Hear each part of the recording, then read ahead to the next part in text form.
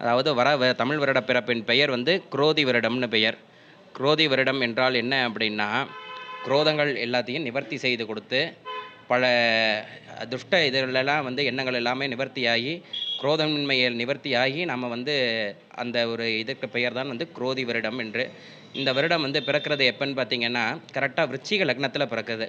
விருச்சிக லக்னத்தில் பிறக்கிறதுனால பல துஷ்ட நிவாரணங்கள் எல்லாம் நிவர்த்தி ஆகும். அதன் மூலியமா வந்து ஏதாவது இதுக்கு முன்னாடி நம்ம கடந்து வந்துட்டு இருந்த பார்த்த பல சங்கடங்கள் எல்லாம் நிவர்த்தி ஆகுங்கிறது வந்து ஒரு ஐதீகம்.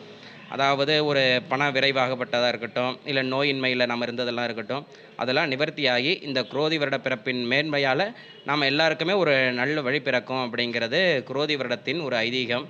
இந்த குரோதி வருடத்தில் பார்த்திங்கன்னா முதல்லையே வந்து இப்போ குரு பெயர்ச்சி வருது. இந்த குரு பெயர்ச்சியின் மூலமாகப்பட்டது பார்த்திங்கன்னா, இந்த குரோதி வருடத்திற்காகவே குரு பெயர்ச்சி வந்த மாதிரி எல்லா ராசிகளுக்காரர்களுக்குமே வந்து ஒரு நல்ல பலன் ஆகப்பட்டது குரு பகவான் தரப்போகிறார். அதுக்கும் மேலே வந்து பார்த்திங்கன்னா, நம்ம விநாயகப் பெருமானின் அருளால் எந்த விதமான துர்தோஷங்கள் இருந்தாலும் அதெல்லாம் நிவர்த்தியாகி எல்லா பிரார்த்தனைகளையும் நம்ம விநாயகர் பகவான்கிட்ட பிரார்த்தனை பண்ணி செல்வ விநாயகரின் திருவருளால் எந்த தோஷமும் இல்லாமல் நல்லபடியாக இருக்கணும்னு நாமளும் பிரார்த்தனை பண்ணிக்கணும். எல்லாரையும் பிரார்த்தனை பண்ணி கேட்டுக்கிறோம்.